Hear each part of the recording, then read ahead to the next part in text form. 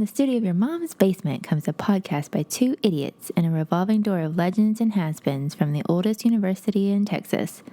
This is Purple, Gold, and Getting Old. Well, it's rivalry week around Crew Country. It's true. And so it seemed like a perfect time to bring on some Crew football alumni. Garrett, you want to introduce us? Sure, but first I just want to say it's one day into rivalry week and the Twitter account hasn't been shut down yet because there has been some fire coming out of that thing and it's great. I'll try not to get us canceled. So several guys, even though one just cut out as we hit record, but we got Trey Hazelton and Zack Dunham here. These guys were a year behind me and a year ahead of Tyler in school, so it's kind of like the in-between here, but yeah, we'll just go right into it. And on my screen, I'll start with like who's at the top, which is Zach. And just kind of tell us like what brought you to UMHB. And then Trey, we'll get to you. And then y'all can talk about how everybody met. All right. Yeah, so I'm Zack Dunham, alumni of 2010 Crusader football. I took an extra year to finish college. So I actually graduated in 2011, but finished football in 2010. I went to Westwood High School in Palestine, Texas. Some people call it Palestine Westwood, but it's Westwood. So there was a crosstown school called Palestine. My roommate, my freshman year, Ben Beckworth, he was also a football player at UMHB. He went to Palestine. My whole growing up, I was a baseball player. So I played baseball from kindergarten all the way through high school. I love baseball. My original intent was to go to UMHB and play baseball and football. And it didn't work out that way. Coach Harman recruited me for football, and I had a conversation with Coach Fred my freshman year after our freshman season. He kind of crossed his arms. He's like, "So are you a baseball player or a football player?" Well, I guess when you put it that way, you're kind of forcing me to choose. So anyway, I stuck with football. It was a good decision. I mean, I met Trey and Grill and Brents and all my best friends today. So that's how I made it to UMHB. I do want to say real quick, I don't know if I ever told you this or not, but years ago, I guess around 2014 and 15, I lived in a College Station.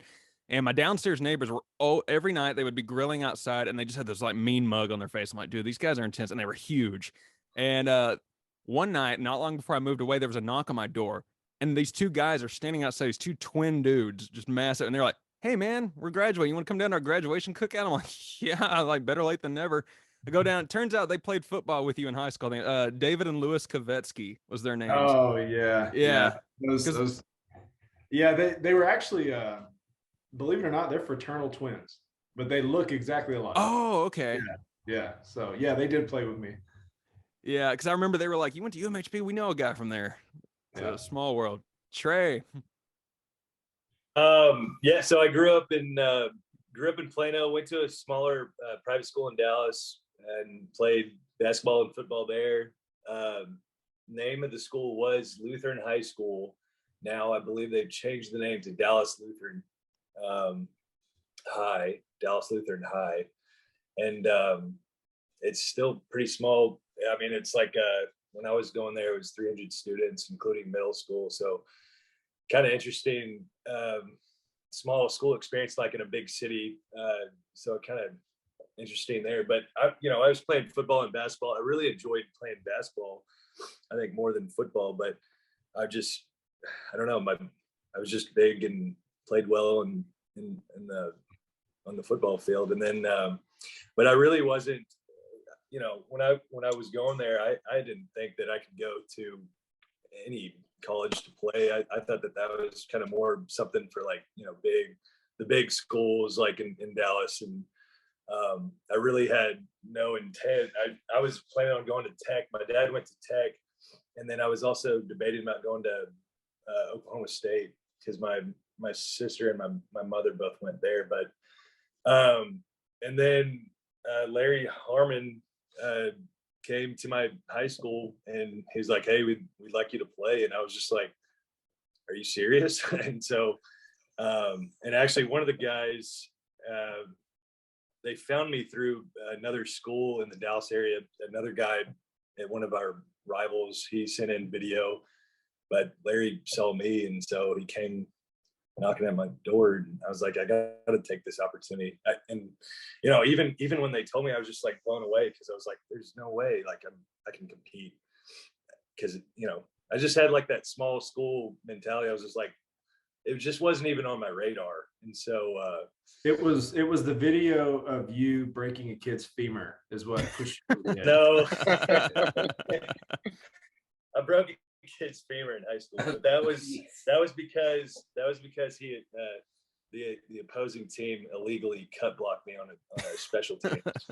So it's not like I hit him super hard. I just he illegally cut blocked me, and then I fell on his leg. And then I snapped his femur. Yeah, you don't have to tell that part of the story though. You just leg.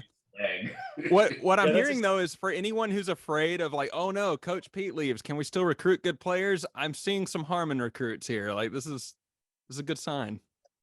Yeah. I think Peyton was recruited by Harman too. Yeah, Harman covered East Texas, Palestine. Oh, okay. Oh yeah. Harman covered everything east of 75, I believe they told us. All schools that were east of 75, they recruited. And then was it Coach Rob that had west of 75? Yeah, he recruited Brinson. Coach Rob, it's terrible. If you don't know the details about Coach Rob, he was our offensive coordinator at the time, and he was a vegan. So that's say no more. So what did a Coach Harman recruiting talk look like? Well, for me anyway, because I was still in the baseball mindset, because I like football, I wanted to play football, but I remember he came to my school 3 times, and the first 2 times he was fairly not, but that was back when he was huge. I mean, he kind of lost a little weight. Yeah, he was big. Yeah, so the 3rd time he came, it's like he was agitated that he was even there, and he's like, "Are you gonna come play or not?" I was like, "Yeah, I guess. Don't hurt me. Yeah, I'll come play." Grill, how about you? What brought you to UMHB? I mean, really, I didn't know anything about it. I actually did a visit to Hardin Simmons before I ever went to Mary Hard Baylor. But I only went for a day deal there. I never actually went for like an overnight thing like we did at Mary Hard Baylor. But really, Branscombe just recruited. The first time I ever saw Branscombe was my sophomore year, at the end of my sophomore year of high school. And so that's when I first met him. And then I saw him a couple of times when I was junior, and then I saw him a bunch senior year.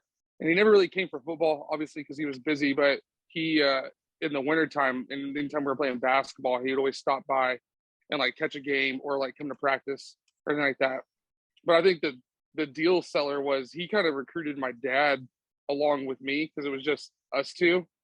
So I think, they never told me, but I'm pretty sure they stopped and had some beers somewhere multiple times within the recruiting process. And it ended up it all kind of just worked out. And my dad liked the school, and it kind of went from there. Nice. So I guess that kind of leads into how the 3 of y'all met. I mean, the obvious assumption would be through football practice, but is that accurate? Did y'all meet like in the dorms? What was the story there?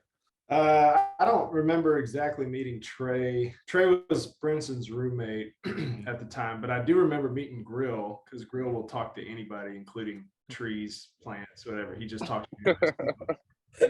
I was leaving Hardy, and I was going back to McLean, and he was in front of me, and he just turned to us, "What's up, dude? Aaron Grill." And that's how me and Grill met.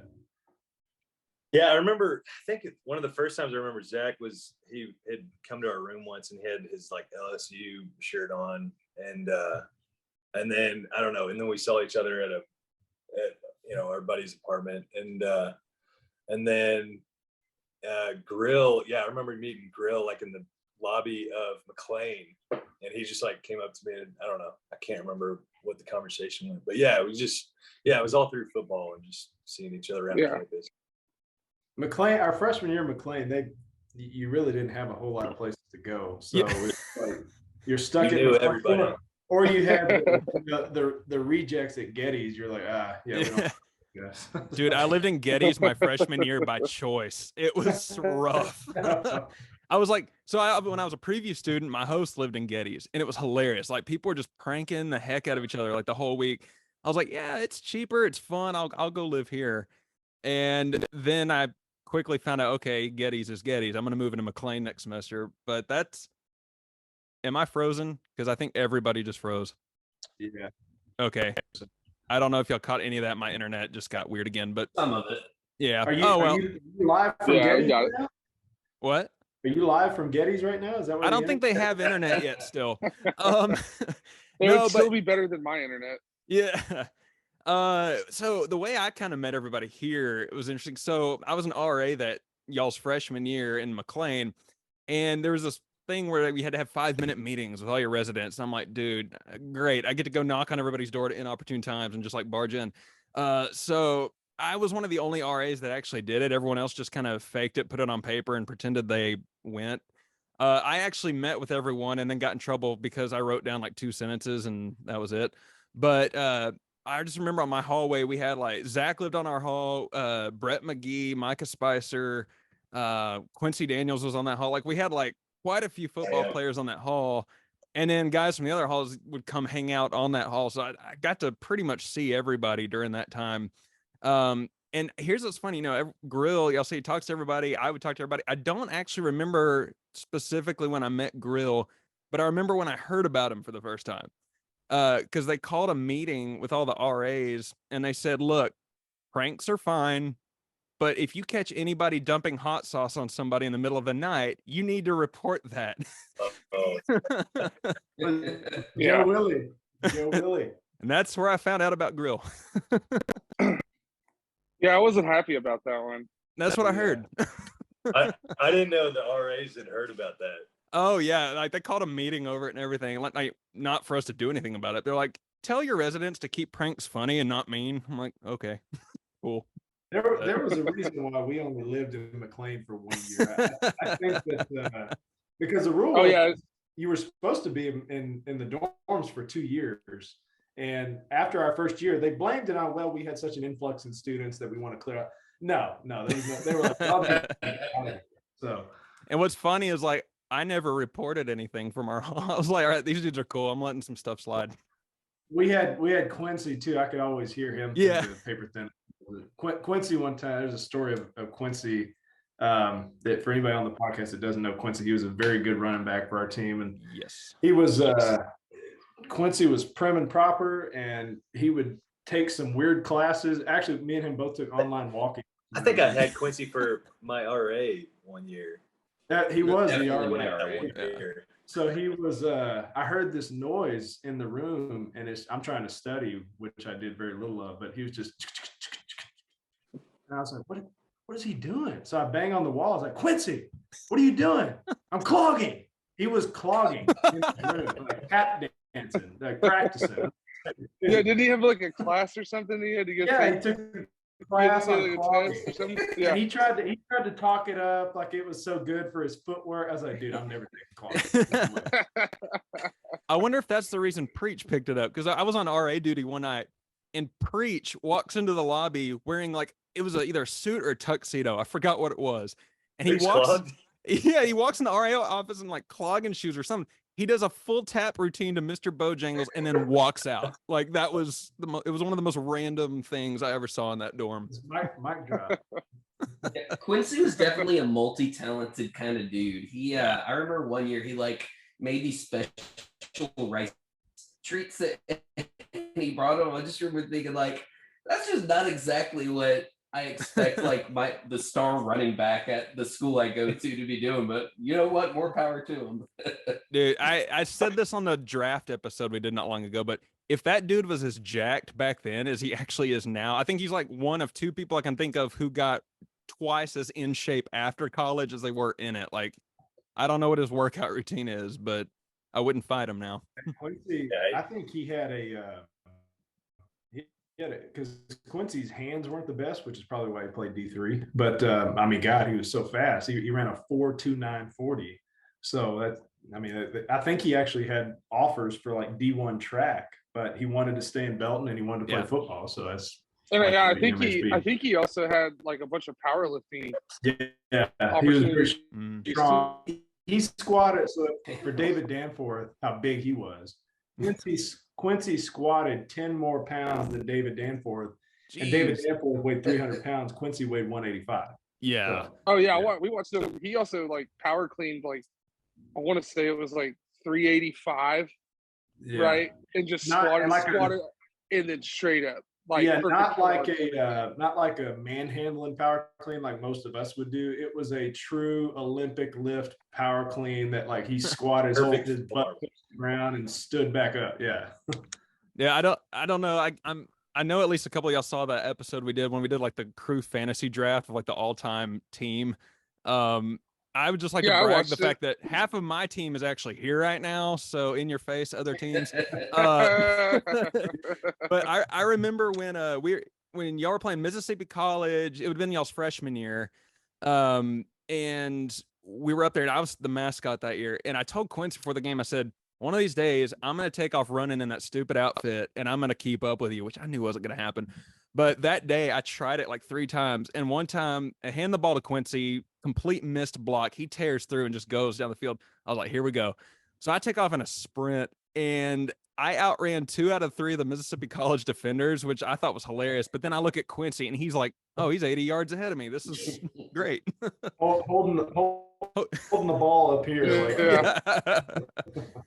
This is kind of like looping, I guess, all 4 years into one, because it's hard for me to remember like who started which year and who went where on which years. But I think like Tyler, I don't know which questions you have on like road trips and stuff, but mine would probably be like a top 3 type thing where like Couch Crew got a lot of flack for being mean to the other teams, but who were like the top 3 when y'all worst? When y'all got disbanded, that pissed me off, for lack of a better word. Well, shout out to the new guys. It took a decade, but there's a new one in place finally. But as a fan, I thought in my experience, the worst 3 environments to go to in order were Wisconsin Whitewater, Abilene, and Seguin, of all places. Like those were my worst 3. As a player, what would y'all say were the toughest or just like most brutal places to go? One for me was McMinnville, Oregon. Linfield was pretty bad. The reason why they would throw, when you'd walk behind them, they'd throw like Dr. Pepper and stuff, and your whole body's sticky by the time you get out there. And I do remember Bryson Tucker ran to the end zone. And just our habit, we'd always go to the end zone, we'd take a knee and we'd pray. We're a Christian school, obviously we're going to do that. Well, I heard somebody in the stand, not just one person, there was multiple people that said, God is not going to expletive help you now. And I thought, my goodness, like this is wow. Yeah, it was pretty. And then we were winning. That was our junior year. We were winning at halftime, and they said the game's not over. I was like, oh, we got this. And then we came back out and they won. I was like, dang. Yeah, I remember B-Tuck telling me that story. I think we talked about that one last week on the pod. I was so mad, y'all. That was like we traveled to every game, and then that was like the one they wouldn't send us to. No, we talked about the Hardin Simmons player who prayed and we talked about both. I think that was the one game where like we had traveled out of our own pocket and Andy Archibald's pocket. He'd driven us all those games. And then the one time where we asked the school, can you send us to this one? They were like, no, can't really send y'all. And then the game was a loss. So I blame the school for that one. I would say University. I would say our last for nothing. I would say that our probably number 1 for me would be Delaware. Joke. Wesley. Yeah. When we lost our senior year, it wasn't so much like what Zach was saying, like them throwing stuff on you, but when we were walking out, even at halftime and going out there, I mean, F-bomb after cuss word after, I mean, they were just cussing you the whole way out. Yeah. So I mean, not that means much, but it was just more. It was more of like a hostile, like pissed off environment. I felt like it, especially it being the 3rd round of the playoffs. Look at their school now. Yeah. Yeah, it exists. I don't see it. Eric, I would agree with you with Whitewater and Hardin Simmons. You said, I believe, your top 2. Seguin, though, that wouldn't have. What's the? I feel like there's a reason. That was, I think, more. Yeah, it sounds like y'all dealt with more than we did. That was one where we got threatened by the cops. We had that train horn that Andy brought to all those games, and we roll into town, and the cops met us at the gate, and they were like, "If that thing fires off once, you are spending the night in the Seguin jail." It's like, wow, cool. And then like they kept coming up to us telling us, "If y'all keep making noise, it's gonna be this, that, or the other." Well, they finally got off our backs because we didn't like do anything really. But that by the end of that game, I remember JV players for our side were on the field because you can see it was like the lighter purple helmets, no sticker, and we're still like scoring on TLU. And at that point, like it was more, not even so much the stadium, but it got worse afterwards because we went to Chili's and all these TLU people were just like mean mugging, cussing at us. It was bad. Like, Yeah. I think they actually thought they were going to win. And that's what I don't understand. That's nothing compared to what some of our players got arrested for. I'm not going to go there. So what was some of your favorite memories on the football team? You know, either locker room stuff or on the field. What's the stuff that like still today really sticks out to you think about? I'll go. I know my number one. The one thing that I'll remember more than anything is when Ty Dooley got freaking smoked in the playoffs. I'll never forget that hit for the rest of my life. It was the most vicious hit I've ever seen on the football. Which game was that? It was insane. He's definitely got CTE. That was Wesley. Yeah, it was Wesley, wasn't it? Yeah. He got depleted. Yeah. It happened right in front of Brinson. If you go back and look at the tape, Brinson was like 5 yards away when it happened. I mean, like, it was so bad. I ran on the field and was just like, Dooley's going to die. And then he popped back up, and we're like, okay, maybe it wasn't as bad. And he starts trotting off to the sideline. He's about halfway back, and he just face plants. Yeah. And he's out cold. I mean, it was insane. I thought it's not such a great memory, but it's the one, like, especially on the field, that one sticks out. Maybe I'm wrong, but for some reason I thought I remember he was bleeding from the ears. Like, it was bad. Yeah, he got worse. Wow. Yeah. Wow.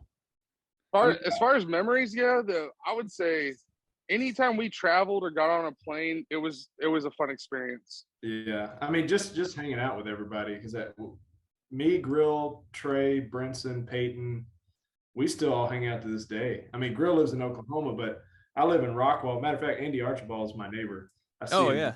Yeah. So, but yeah, so me and Peyton hang out all the time. Me and Trey hang out. Brinson lives in Ennis. So okay. I don't know. I thought he was like in Missouri or something. He was. So okay. Yeah, he was. That was long ago. Yeah, he was with that she-devil that ruined his life. And then, no. Yeah, so, no, he's good now. But we still hang out to this day. And same thing we're doing here on the podcast. We still talk about old stories and just laugh.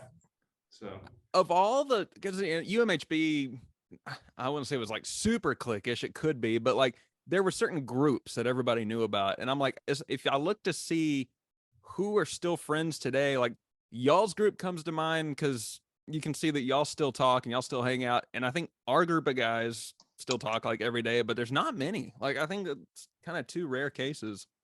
Yeah. I mean, like, everybody has their own life. Everybody, we get it. But whenever we do see guys, like if we go to a crew game or, I've been to a couple of the national championships, it's like we pick up right where we left off. So it's there's no hard feelings when you see the guys. So, yeah. I think Dunnam, last time I saw you, I think was at the 2018 Stag Bowl. And then I remember when we were talking about Brett McGee earlier, I was like, last time I saw him was at the 2016 one. It's like, I think Stag Bowls are kind of the where to see the who's who. And that's, I mean, I'm guilty of this with the crew because they're so freaking good that I have gotten so lazy of going to regular season games. I'm like, beat them 80-0. I can't go. I got stuff to do. It was different. I feel like when y'all mentioned before the original Couch Crew got disbanded, there was at least a comedy element. Like you could go to a blowout game and it was still hilarious because there's like jokes and chants and stuff going on. But it's harder when it's like, okay, we're up 70-0 and people are on their phones, not even watching. It's kind of hard to watch. Yeah. It was extremely boring. Those are boring games. What are so that actually I hadn't thought of this question until just now. Were there ever games where y'all were like trying to entertain yourself on the sideline or something hilarious was happening? Almost every game we played. Almost every all the time. The first one that comes to my mind is Louisiana College. When we traveled there our senior year, we actually almost lost that game thanks to Bronson Shaw. And the reason why is because we were so distracted. We had a blowout on the bus. The tire blew out. So we were sitting on the side of the road waiting for this tire. So they finally get it fixed. We show up late. we don't have enough time to go warm up or anything. It's just like go stretch and we're playing, like the game's happening. So we get out there. I remember we had to go, that was Louisiana College's old field. So we were sitting in this stupid gym because they didn't even have a locker room for us. And I was sitting on the gym floor looking at Princeton. I was like, I don't even want to be here. This is not fun. So anyway, we get out there on the field. Long story short, we almost lose. Bronson intercepts in the end zone, and anyway, we win the game. But that was, Coach Fred was very upset because we were playing so horrible. But I was like, this has been the biggest game of distractions. I mean, besides that though, even at home games, when we would play, me and Trey or me and Grill would be on the sidelines like, hey, where's the party at tonight? What are we doing? We're not focused on the game at all. Like that's such a tough thing. Yeah, like way late. Like it's hard to stay focused on any of that when you're just beating the crap out of somebody. Yeah. I gotta wonder, okay, if y'all could have, and I'm sure the answer may be different for each of you, but one, like your favorite win, if you could just go back and relive that moment, and two, worst loss that you wish you could have it back to go win that game. I don't know about favorite win, but worst loss is Wesley, because we were undefeated that year, and that was the last game. It was my senior year, and we were in the quarterfinals, and it was a close game. I think it was 19-7 or something. It was a close game. They actually had a touchdown that he caught that ball out of bounds, so I don't count that. But I think it was 13-7. I think yeah, it was even closer. Something like, yeah. No, that's right. We did hold them. Yeah, we held them to 13. Yeah. That was our defensive goal, to hold them to 13 or less. So we were kind of ragging on the offense. Like, we met our goal. What are y'all doing? So anyway, but that was me and Grill still talk about this day. I'm just not a hugger. I never have been. I'll shake your hand, things. I hugged Grill and I was crying. So that was that was a pretty memorable game. The next time that happened, we flipped a boat. Or I flipped a boat. That was years later. Yeah. Years later, yeah. Different circumstances. What was the first game of our senior year? Who knows? Lacrosse. Wisconsin lacrosse. Oh yeah, it was lacrosse. That's good, Trey. Yeah, because we were down.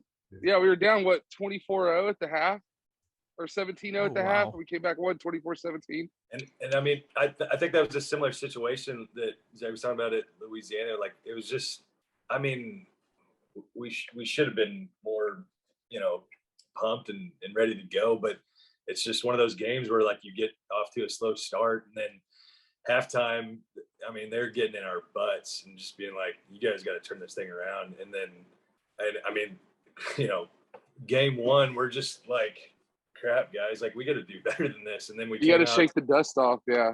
We used to joke our senior year. We would say that our class, the 2010 class, was the best, worst senior class we have ever had, because we went undefeated in the regular season. And of course, we only lost that one game in quarterfinals, but there was McMurray, Louisiana College, lacrosse, and ETBU. We went to double overtime. Like, we almost lost. Yeah, there were some close ones in there. Yeah, there were too many close calls. I swear Marshall's cursed. So we were talking about this on the last episode. I'm like, why is it every time we go to Marshall, like, to this day, there's like some hiccup or something? Yeah. Ooh, I think the reason we ended up beating lacrosse is because when we had just gone through camp, and Coach Fred always takes the bye week 1. At least he did all 4 years we were there. So you don't get your bye week in the middle of the season. You take it on the first week. Well, we're practicing in 100-degree weather. We get to halftime. And when we went to lacrosse game time, I think it was 70-71 the whole game. Wow. And we just outgassed those guys because we're in better shape playing in 100-degree weather all the damn time. That's something that maybe the couch crew didn't know, or maybe you guys didn't know. I don't know. My brother played football at Ouachita Baptist Division II, and I would ask him questions because we had the 2-year gap there. As my senior year, I'm asking him questions his sophomore year. So it's like, what y'all's practice like? What are y'all going, full pads 3 days a week or what? He's like, what?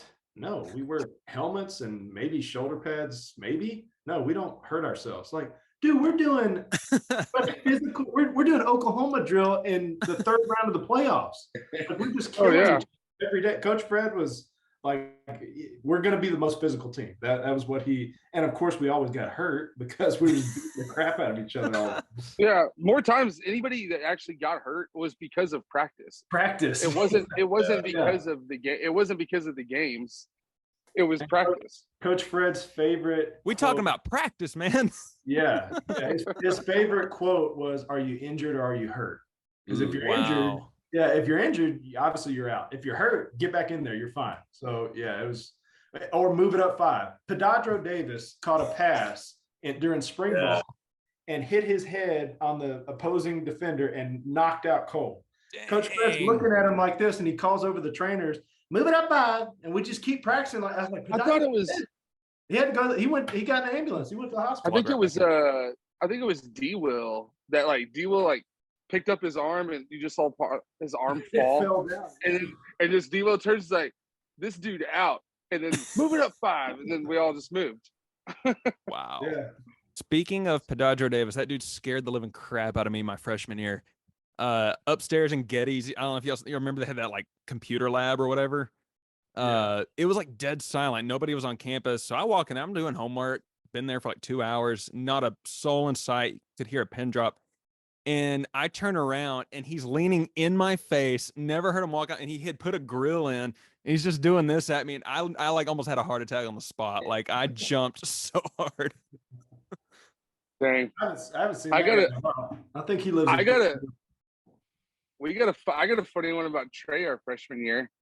God, what was the building after you passed Getty's? Then you had the girls' dorm that was next door, Johnson, and then at the end of that, right there before you got to the Professor. Well, it was where the art school was. What was that building called? Yeah, Presser, the haunted one. Presser. Yeah. Yes. Okay. Well, one night it's pretty late. We're out there. It's our freshman year. And nobody's around. Well, if you remember Presser, if you look at it, it looks like there was water fountains that used to be down in there, right? And there's all these grooves and stuff. Well, Trey's so damn tall. That little groove over there, he gets long ways and he shimmies himself all the way up on top of Presser. And he got up there and was walking around and stuff, and then shimmied himself back down. The whole thing. It was someone probably thought he was the ghost. Oh, it was so funny. That's what he was trying to get in there to do, is find that ghost. So yeah, dude. Hey, I went up there with a cop. This was another night, and I know about this. I bet we know which one it was. I might have been with you, dude. That freaked me out. Was it Officer? You remember? He was. I think that bald. He was more bald. Oh. Yeah, I don't remember his name. My freshman year in 08, we used to sneak people into Presser with Officer, but we'd have people in there making noise to scare the living daylights out of people. It was great. Yeah, I guys played a trick on me. So I have a funny Trey story that I think only Trey and I probably know, but remind me off the air to ask if you remember this story. It's one of those not for the podcast source. I got another one about Getty's that happened late our freshman year. Were you about to tell it, Zach? No, I was just laughing about the off-air story. There's plenty of those. Oh yeah. But there's one with I was there. I watched it happen, but I mean, it's all probably under the. But Garrett, you would have obviously been an RA in Getty's at that year.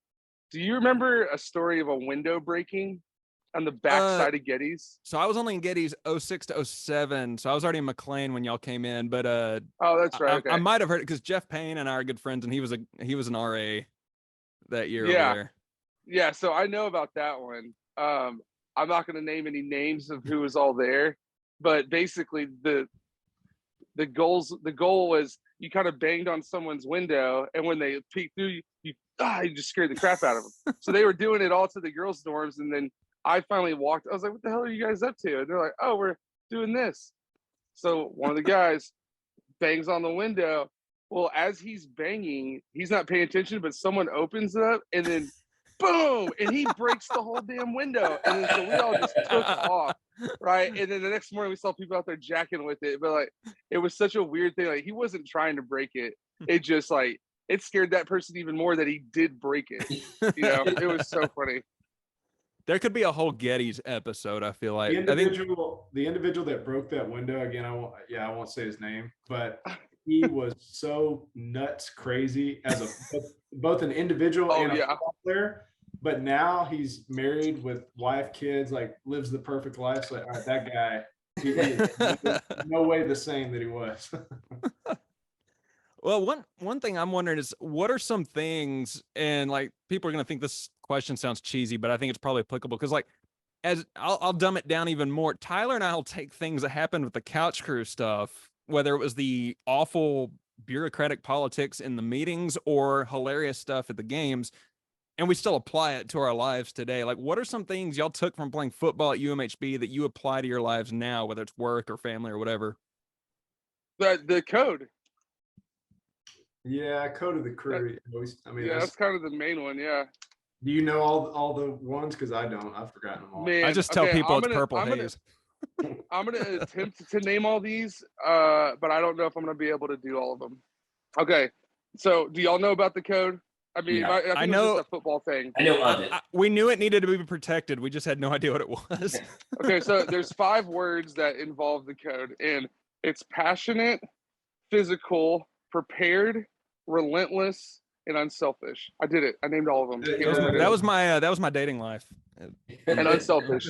And so if you just look at every one of those words, even as you get older, right, and apply them to yourself on whatever you're doing in life and family, it's a pretty good walkthrough of how to be as an individual. I like that. Yeah, football, I mean, UMHB football, not so much my high school, but it did teach you how to get things done and not be lazy. I mean, you had a schedule you had to stick to. If you got, the worst thing was getting hurt, because then you had to go to physical therapy or what, you know, training in the mornings at 5 a.m. and then you still got to go to class. It's like, all right, I have a job to do. I got to get up and do this, and I got to fit fun time in. I'm not slacking on that. Maybe study, not so much. Yeah, I mean, it was a full-time job, but I mean, you get out of school and you get a lot more time on your hand. You know, it wasn't like regular college for most, you know, where you kind of had like, oh, I got all these hours to burn on these days, you know, unless you had a job or something or whatever you're doing. But, you know, some kids get to go to school and they take their full time and that's pretty much all they do, you know, and study. But if you take the code and like apply it to just everyday life, now that you're out, you're older, you're working, you have a career, it's a pretty good thing to follow. Now that said, all of that stuff is great, but Coach Fred, and all of our exit interviews, after our senior year, we're done playing, we go to the field house. He basically just says, you know, sum up your 4 years, yada, yada. He asked every player the same thing. Did you ever think about quitting? My answer, every single day. I was like, why am I putting myself through this torture? Why am I doing this? I could just I could go be a student and have a great time. So yeah, every day I thought about that. You know, I'm seeing more well, sorry. You're good. I'm just saying I see more parallels between y'all's football experience and our couch crew experience, because Tyler could probably tell you every day we were about ready to quit that thing. Yeah, except I didn't have to wake up at 5 a.m. and do a lot of workouts though. So hey, we woke up the other team at 4 a.m. What were you gonna say? Oh hell, I can't remember what I was gonna say now. I would agree with Zach though. Like every day was challenging and Trey, somehow.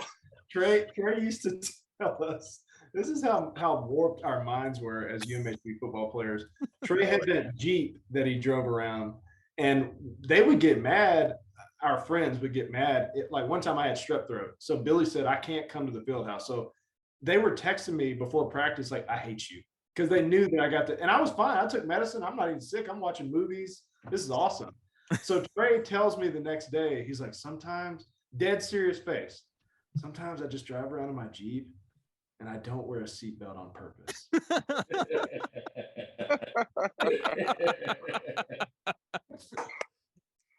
I remember I was going to say, when they announced that they had their own angling team, Zach and I were together and he was like, did you see this? I was like, what? And I was like, dude, we could have done that. That would have been so much easier than playing football. Yeah, it's just no fish all the damn time. Yeah, the crew bass or whatever. I followed them. Yeah, I'm so jealous. Dude, I know. Like, y'all probably remember that the culture of that school shifted so badly right around like 2009. And I I can't tell you how many times Tyler and I were told, y'all are too country, you're too redneck, this, that, and the other. I'm like, we would blend in at literally every other school around here. Yeah. And like, You now might there's have a been told that. I was never told that. I came in with hair down to my shoulders. I got a bunch of people saying, You "Oh, ev- you're the stoner." I'm you like, evolved into it, I'm a Christian studies major. which would make you more of a Yeah. stoner. I just remember though, like it was it got to the point though where it was like, man, this has been such a shift. And now I look now and they have a bass fishing team. I'm like, really? What's next? A livestock judging team? God. So one of the questions we Imagine- always, Go sorry, ahead. go. Yeah, you're good. You're good. No, you're good. One of the questions we always ask is like, what was your favorite tradition? Now, typically we're talking to people who didn't play, so like, you know, Crusader Night or something. But y'all might have had completely different traditions than the ones we're thinking of. So what were, either in football or out of football, what were y'all's favorite traditions while you were there? I don't know if I can pinpoint it to one, but I did like traveling when we go on away trips where we actually had to spend more than one day, and we always got to pick a movie that we go see. And one of the times Grill went, you know, you get to pick, so everybody's like, oh, one of the movies that was out was Megan Fox, Jennifer's Body. They're like, oh, let's go watch that movie's gonna be horrible. Me and Grill went and watched Inception. I was like, that was a great decision. And then we were the only two. yeah, we were the only two. That was the best decision there. I don't know why they wanted to go watch Jenna. And then one time they wanted to watch Machete. Yeah, Machete. But anyway, there's a lot. There's a lot. Yeah, it was great when they used to put those sheets out on Wednesday of like, you got to sign up for your movie, right? I don't know how Karen got away with figuring out who got what, because everybody would just sign each other's names on the dumbest movie that was out there that you were able to watch. So like we were signing Coach's name up on like rom-coms and stuff. I mean, like we were just everybody did it. So it's like, how did you even figure out who wanted to actually go see what? Because it was never accurate the whole time. When we went to Alpine one time, because their movie theater only had one screen. They have a theater? Yeah, so they do. Oh, we didn't stay in Alpine. We stayed like, well, yeah, we stayed in Stockton. Oh, okay. Yeah, like an hour and a half So away. they had one screen, and so we had to watch the Secretariat. So, you know, a big group of, and we were the only people in the theater. So all these football players, you know, they're like, man, this movie's going to be stupid. At the end of the movie, everybody's like, go, go.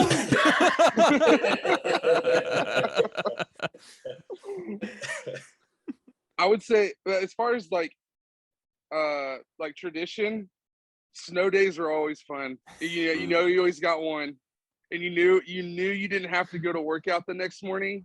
And it was always a blast because you knew you didn't have to deal with anything the next day. Oh, snow day. I got in so much. I think the worst trouble I got in at UMHB was because of snow day.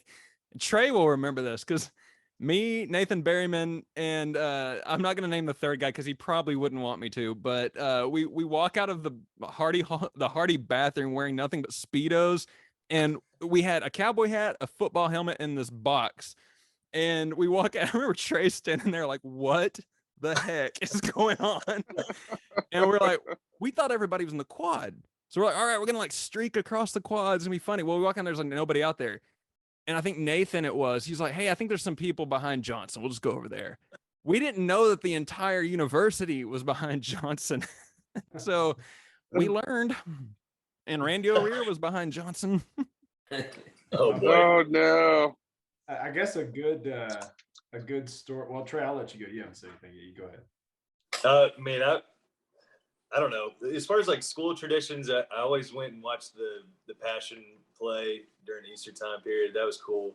But I don't know, just the pep rallies were always a good time. And then and I always remember us going, we'd get real live for the basketball games. Like Tuesday, Thursday nights, I believe they always were. We'd always, and especially when we got we got playoffs that our junior or senior year, and we got all painted up and stuff, and got pretty rowdy in there.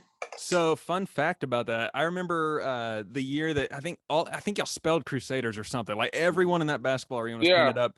We were dealing with a lot of bad PR for Couch Crew, and it was already starting to get whispered that they were going to shut it down. And we were like, okay, this is a moment. We're going to give the Couch Crew banner to those guys. We were going to bring it over to y'all and let y'all have it. And it's like, okay, it's going to make this look like a bigger thing. We pretty much count those guys as Couch Crew anyway. Like we're just going to do that. And we were told by a certain somebody at the university, no signage. I'm like, well, if they've got it up in the stands, like, no, take it back. So, Painted on our body. So. yeah. What was there a tradition that people did at UMHB that y'all didn't get to do that you kind of wished you would have? If you'd had time, like if you didn't have practice and all this stuff. Well, it might have been. I mean, I can't did it. We never did it, but I'm sure play day was fun. But we always went to the beach, and so we never really did play day at the school. So anyway, I did more freshman year, but after that, I never did it again. Yeah, Belton Lake was pretty fun. That's yeah. Look, I would the real ones knew that the real play day was at the everyone lake. knew, yeah. I remember one time in around Independence Village on play day, somebody had chalked like beware of the devil's love potion out at the lake or something. And I was like, I still don't know. I'm like, man, it's UMHB. That could be totally serious or totally ironic, and I don't know. Likely a troll. My favorite play day memory, I think, is when Andy Archibald stuck an external PA on his truck and he downloaded the Ice Cream Man song. And so we're going around ding, ding, ding, ding, ding, ding, ding, and like all these people came out of Getty's and like McLean's and they were like, ice cream's part of play day. And it was just us and they would get so pissed off. This isn't really a question, but just kind of a funny thing I came across. We're going down the road today and I realized I was a block away from a certain house on Avenue D. And I'll just say that's what got me mentally prepared for this episode tonight. I won't tell our audience why. I will just say we drove past. I'm like, oh, that's right. We got this interview tonight. It's going to be good. Keeping it completely PG-13. Yeah. I won't go into details of the story, but Coach Fred did get phone calls of certain houses, and he announced them at practice. Oh, yeah. All the time. And I'm sure half of them were on the loop. We never listened. Oh yeah, we were all on the loop. Yeah. We were labeled. You know, he knew who lived at what house, and he would call the address out by name. We just looked like, hey, I mean. There was one at the loop that was one of my favorites. There's another story. It's an all-fair story though that we'll tell you all about. That's similar, very similar to that. Zach knows what I'm talking about. There's too many of them. Yeah. Look, all we can say is we really enjoyed hanging out with our friends, and we've taken those friendships after college. So there's a reason we're all friends still. We all have juice on each other. Like, we never leave. Yeah. It's the same. Like that's Garrett. I know we get kind of big into politics, and my mom's like, you should do this. You should do this for your hometown or where you live. It's like, no way. My text messages, that's over. It's done. Like there's no way that's happening. That's a field I don't miss working in. Yeah. I definitely remember during Kavanaugh's his whatever when he was being questioned, we were just in the group text being like, man, can you imagine one of us is up here this Never in a million years. Yeah. There's no telling how many signs Andy and I wrote and held up at football games that I'm up for the Supreme Court. That's going to be the thing that gets me.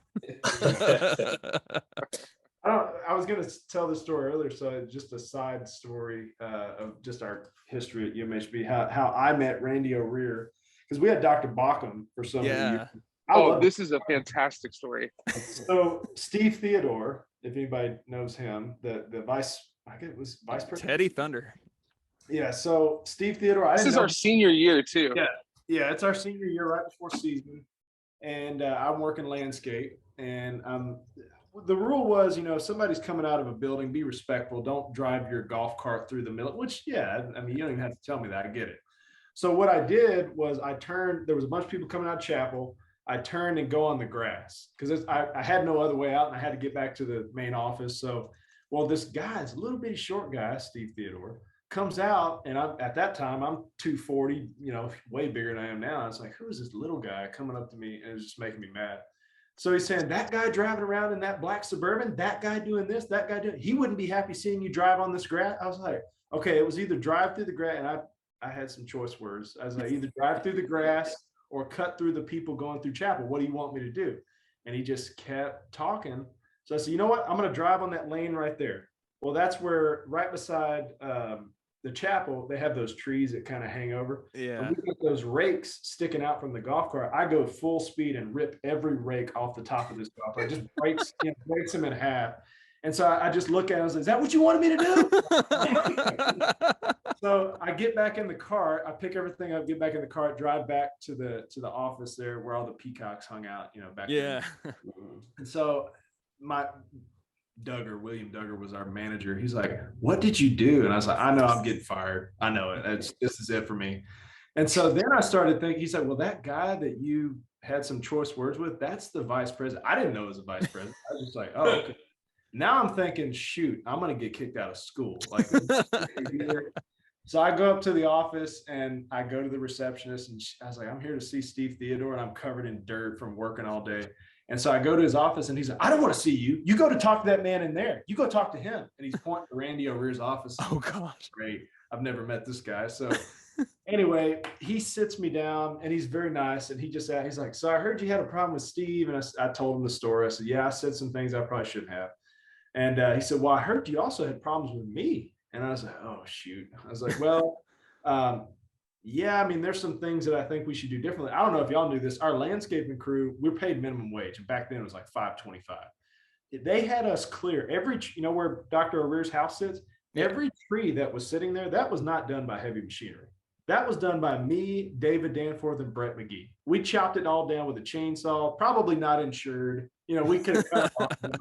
Anyway, so I told him, I was like, I don't know if you know this, but we're out there cutting all these trees down and you're building this brand new house. It costs money. Why don't you just live in Dr. Bachman's house? I'm really giving it to him. And he sits back and he crosses his arms. He's like, well, I told you could speak freely and you did. And I was like, all right. Yeah, I mean, what's the damage? And he was like, no, I appreciate you speaking freely. I'd like to have you and your best friends after practice one day come over and we'll eat at the house and I'll show you my new house. He's like, also, I did not know that you guys were cutting those trees down and I would not have you doing that. So I'm glad you brought that to my attention. There's only one thing I want you to do. Go apologize to that man in there. And I was like, okay, sure. So I tried to apologize to Steve Theodore. He still didn't want to have it. He kind of kicked me out of his office. So anyway, and so Randy O'Rear, to this day, whenever I see him, he still brings that story up.